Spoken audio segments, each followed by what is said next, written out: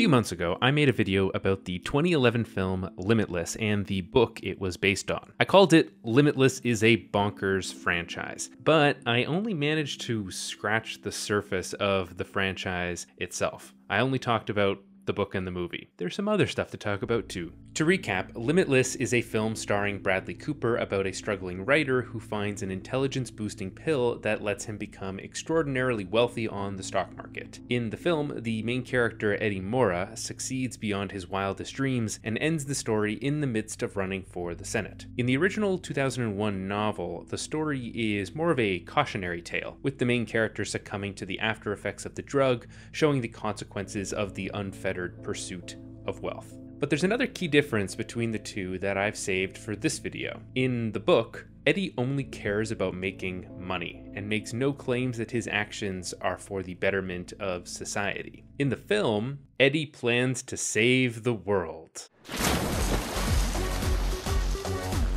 In the original novel, after his initial uses of the drug, Eddie cycles through a list of potential ambitions. What grand thing could he do with his newfound cognitive abilities? He considers writing another book, but concludes the chances of failure are too high. He thinks about going back to school for a second career as a doctor or an engineer, but is exhausted by the idea of schoolwork. With every idea he comes up with, he pokes a hole in it. None of them would transform his life as quickly as he wants to. What then, I asked myself, was I left with? Well, what do you think?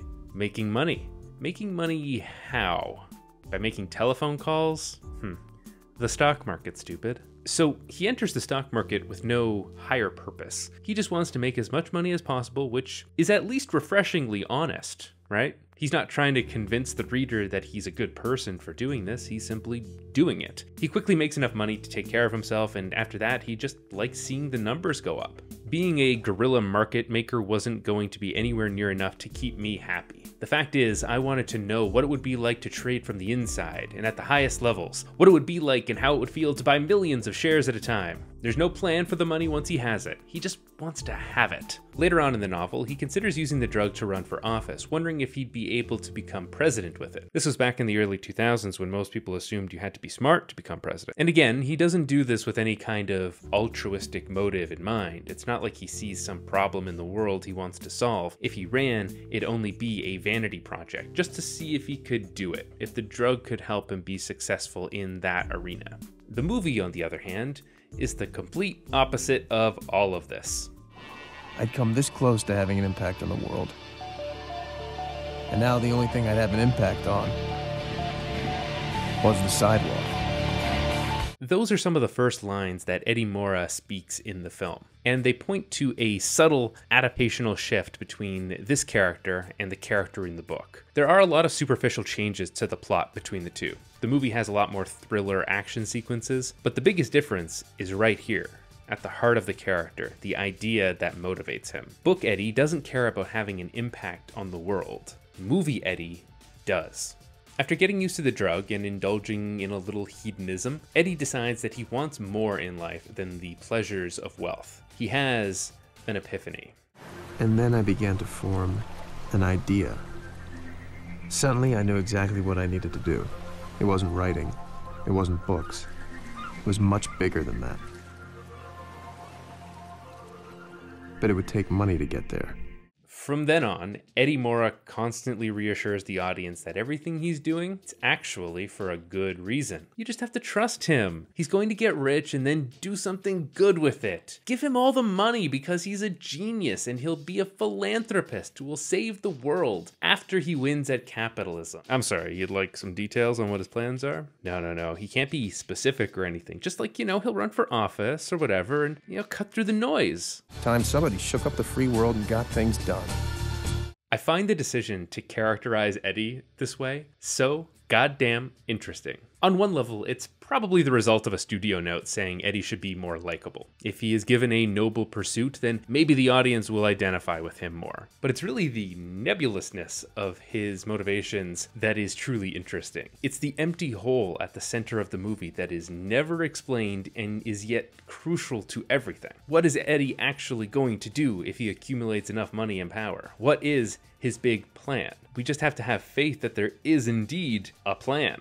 And is there any better depiction of modern capitalism than that? That even when you enter into it with the thought of doing good for others, the pursuit of that wealth takes up all your time, that you never actually get around to the part where you help other people. And yes, I know that Eddie ends this film running for office, but that's not an inherently altruistic thing to be doing. Not when we don't know what his actual goals in office are. As much as this movie tries to characterize Eddie as the good guy, as a hero, I always get this really ominous feeling when watching the conclusion of the film. This man has gotten away with everything. He's completely unrepentant and power hungry. The text wants us to think of him as a hero, but the subtext and framing make him feel like a villain. And apparently I'm not the only one who felt that way, because it's basically the main idea of the TV show that followed the movie.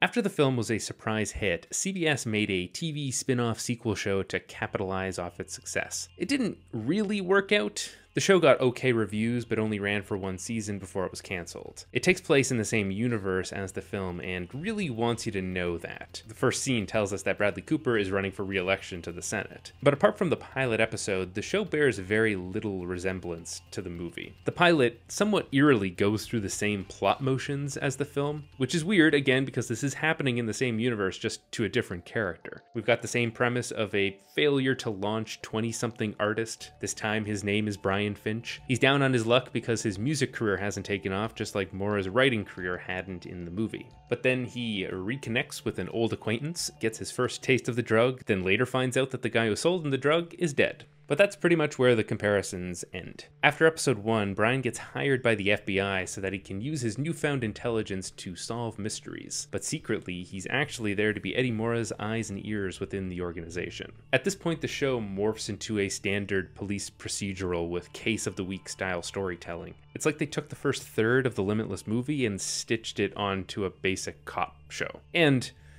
it's fine. I mean, relative to other procedurals, it's fine. To the extent that you can stomach shows that romanticize law enforcement in 2020, it's fine. My colleague Rebecca Harris and I are here on a mission of goodwill from the FBI. See? We even brought you donuts. Yeah. To its credit, the show recognized that the original premise of Limitless was basically a superhero story. It takes that idea and just runs with it, because this is pretty much a Spider-Man story, echoing the themes of with great power comes great responsibility. He's even got a wholesome dad to fill in the role of Uncle Ben. I just wanted you to know that the reason I'm taking the pill isn't because I'm some junkie. It's to help people. That's what it's always been about. You know, that's what you taught me.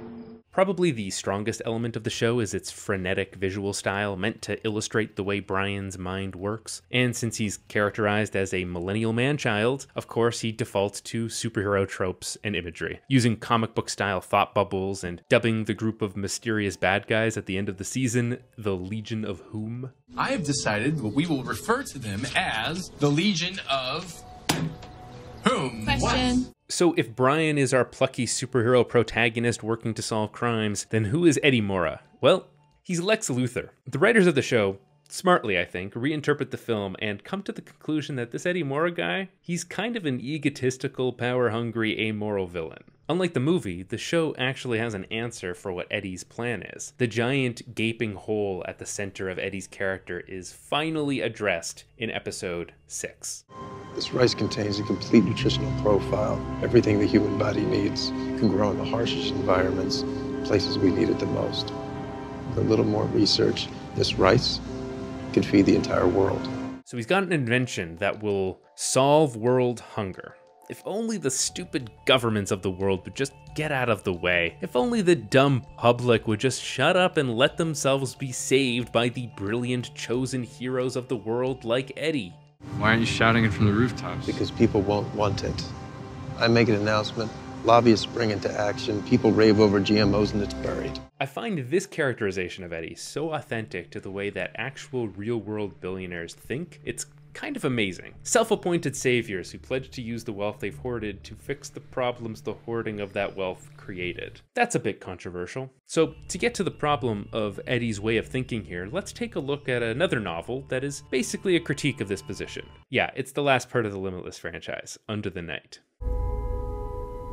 Can you remember what it's like to be inside your mother's womb? I can. Whoa. What? Under the Night is actually both a prequel and a sequel to the original Limitless novel, telling two parallel stories. One is in 1953 and is about an ad man named Ned Sweeney who uses an early version of the mind-altering drug. Then, in the present day, his grandson is investigating the mysterious circumstances around Ned's alleged suicide. In an early chapter, Ned takes the drug and has a kind of awakening about how capitalism works and the problems of the new consumer economy. Here we are in 1953, 8 years on from the war, and as a society, we're already capable of producing whatever we need to survive. More than enough, in fact. And I mean for everyone. Food, automobiles, TV sets, shirts, toothpaste, cigarettes, you name it. But you know what the problem is? It's not that we're not producing enough stuff. We are. It's that we're not consuming enough. So here's what he's saying here. The need for production to increase year after year, for profits to increase year after year, means that we need to consume more to create those profits. But that has little to do with what we actually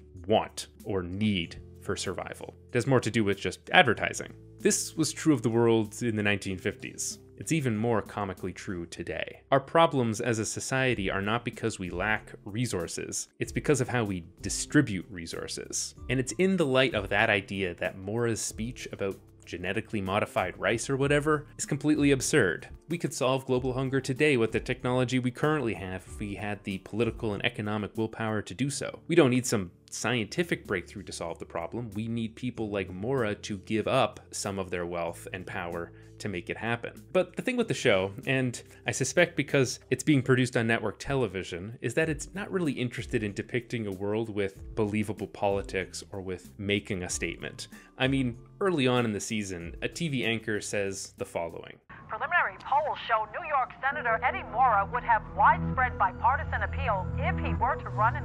At which point you just know that the world of Limitless bears little resemblance to our reality. It's a show that unironically uses the phrase radical Canadian nationalist. Radical Canadian nationalist. And as a Canadian, I find the show very culturally insensitive. That's a terrific question, and I'm super glad you asked it, eh? That's not even cool, eh? The show's rejection of making any political statement, outside of FBI good, actually, is cemented in how it abandons Eddie Morra's character in the final run of episodes. With Eddie, they've got an interesting conflict here. He's clearly power hungry, but he claims to have good intentions. Are those intentions actually good? How should he be handled? How much power should he have? How much power should any one person have? Is the good he means to do outweighed by the bad he's doing? Those are interesting questions that I suspect the show may be intended to tackle in a second season. Like, I think they were hoping that the first season would be a little more successful so that they could convince Bradley Cooper to show up for more than 4 cameos in it. Like, season 1 ends with them setting up Morra as the next big bad guy that they'll take down. But that leaves season 1 with all of this build-up about who Eddie Morra is, but then having to do a little switcheroo at the end and make Eddie's security guy, Jared Sands, the main villain of the season. Sands doesn't have any interesting goals, though. He just wants to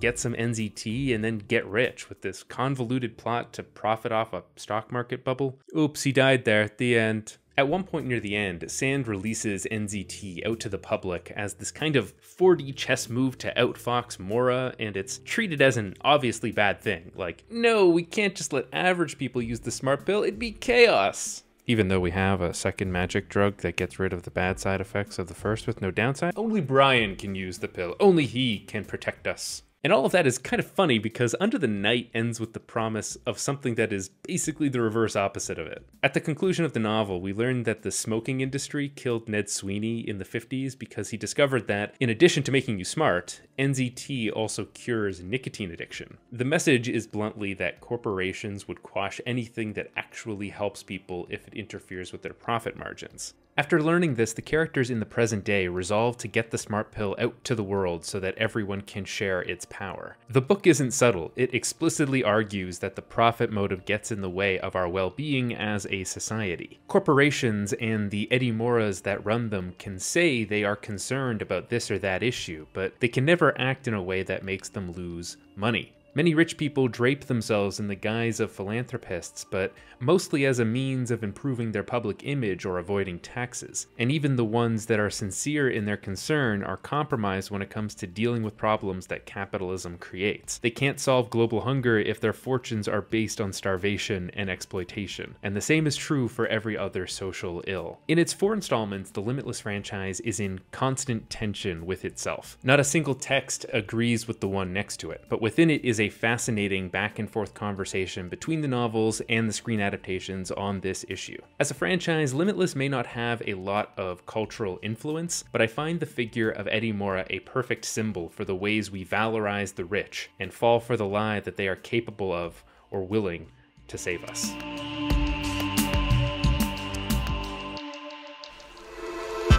Hey everyone.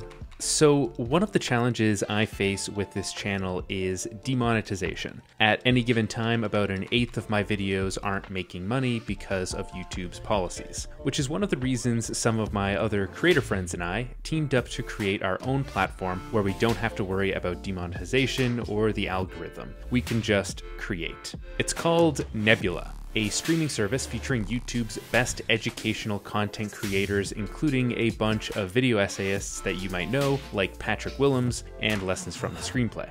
We've also partnered with CuriosityStream, so if you sign up for CuriosityStream, you'll also get Nebula for free. And it'll be free for as long as you're a CuriosityStream member. And since it's the holidays, it's an especially good time to sign up for CuriosityStream, since an annual membership is currently 40% off. That's just $11.99 a year for 2 amazing educational streaming services. Because if you didn't know, CuriosityStream is all about documentaries, like this one, which is fitting for today's video, The Origins of Altruism, which takes a look at how and why humans do act altruistically, which might just be a little bit of a refreshing story to think about at the end of this year in particular. So click the link in the description below, get both CuriosityStream and Nebula, and you'll be supporting my channel and educational content in general. That's curiositystream.com/justright. And I also want to thank my patrons for supporting this channel on Patreon. Keep writing, everyone.